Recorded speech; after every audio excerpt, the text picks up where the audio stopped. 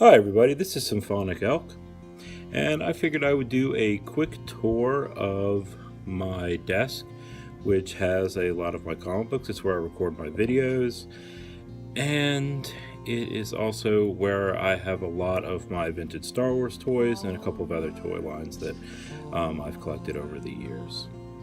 And at the end of the video, I will have a Super Grail comic book as a surprise. Anyway, I'm going to flip the camera and see how I do. So we're going to start on the top shelf, and what I have up here is what's considered the last 17 figures. It was when the line was winding down around 1985, and they were the last 17 figures to come out, with the exception of the Ewoks and Droid cartoon line. Because they were the last 17 and the line was winding down, they are considered to be a little bit rarer than some of the other figures, but they're still obtainable. The big figures in this part of the line are the R2-D2 with the pop-up lightsaber. Often the lightsabers were lost, and since the R2-D2 is white and has a sticker, often they become damaged or dirty. The other is Yak Face. Yak Face was not released in the United States.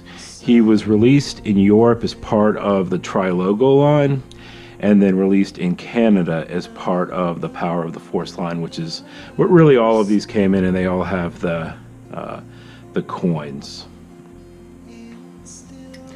On the second shelf here, we have my foreign carded figures for the most part. So here we have a Jawa with a removable hood. This was part of the Lily Letty line, which was made in Mexico. So Kenner owned the rights to make the figures, and for the most part, all of the companies that they licensed the rights out to use the molds that Kenner did. The exception, there were a couple of exceptions, but the big one was Lily Letty in Mexico. There was a law in Mexico in the early 80s and late 70s that they had to be made in a Mexican factory using Mexican workers, and therefore the molds were different. Here I have a bootleg Polish Boba Fett. This was not actually part of any official line, but unlike with some collectibles, the bootlegs for Star Wars figures are actually worth some money. Another bootleg I have is a Hungarian Chewbacca.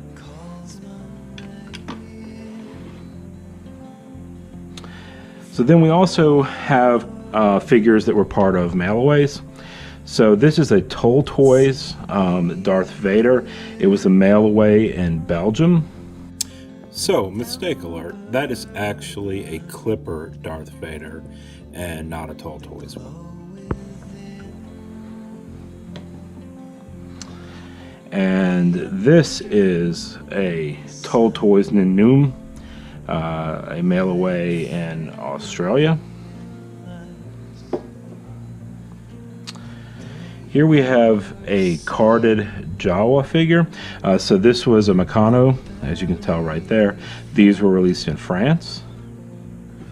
Here's a Top Toys Ewok. These were released in Argentina. A Harbert Darth Vader. These were released in Italy.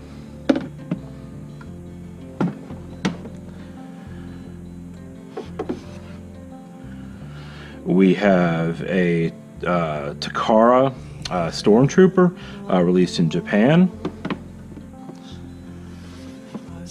Here is another Meccano Chewbacca. Unlike the Jawa, is in a full-size card. Second mistake alert. That is actually a Chewbacca PBP from Spain and not a Meccano. Sorry about that. Then we have Palitoy Forlom. Palitoy was the company that produced Star Wars in Great Britain. There we have another foreign card. This one's actually not fully carded. I have a lot of these, excuse me. So here we have a Clipper. That was actually the one in Belgium, even though I said before that it was Toll Toys. We have a Tescuda Klaatu. This is where you can tell that it's a Tescuda. They were released in Japan for Return of the Jedi. And then we have a Lily Letty carded Imperial Royal Guard. Okay, starting on this shelf, we have a number of North American release cards, carded figures, mostly US releases. So we will start with the Power Droid. So he is part of what's considered the next 9. So there were the first 12 figures, and then the next 9 that were released. This is a 21 back card. As you'll notice, there are 9 plus 12, 15, 18, 21 total. Another next 9 is the Death Star droid. Here I have a Return of the Jedi Admiral Akbar, a Power of the Force B-Wing pilot. You'll see the coin.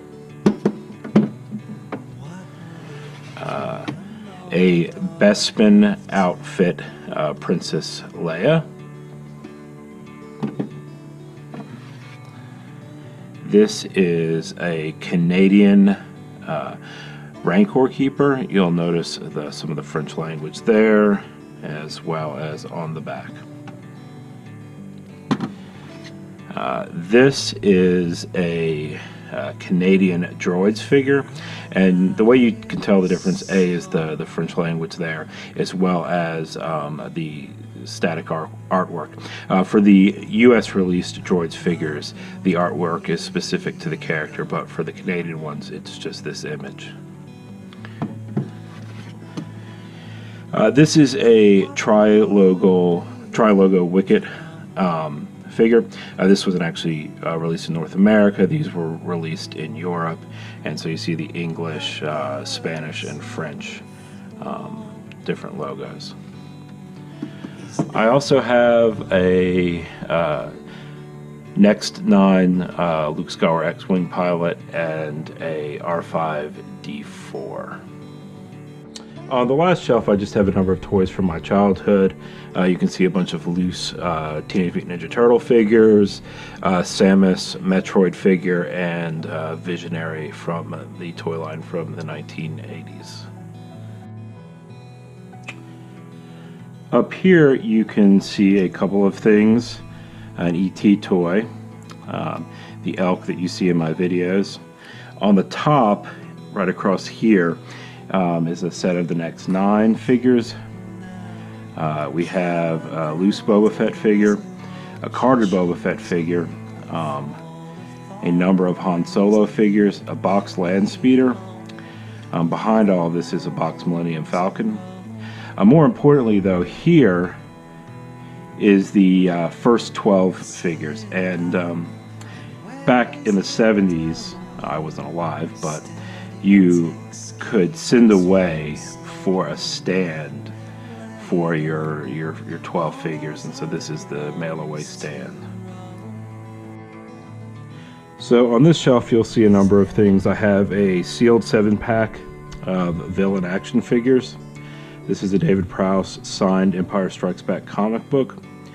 Back here you can see barely is one of the double packs for Revenge of the Jedi. It has actually 2 figures in it.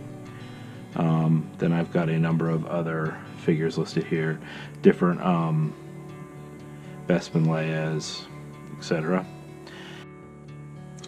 So on this shelf, covered by a lot of my comic books and other things, are more carded figures, but also some of the most important and valuable figures that I have. Here is a Hollow Cheek Tusken Raider.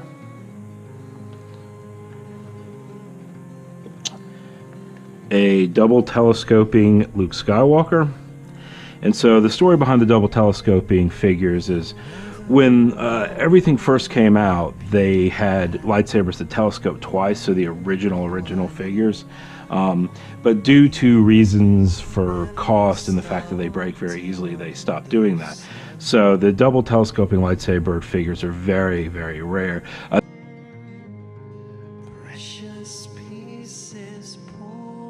Okay, so like I said, with the double telescoping figures, the Darth Vader and Obi-Wan are extraordinarily rare and are worth thousands of dollars.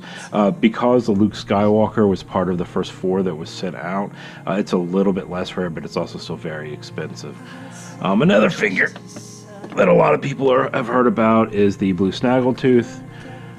The story with the Blue Snaggletooth essentially is that when Sears had an exclusive that of the cantina scene, they were given pictures and they didn't know that Snaggletooth was A, going to be red because the pictures were black and white, and B, going to be a figure of short stature, and instead gave him silver boots, made him blue, and made him taller.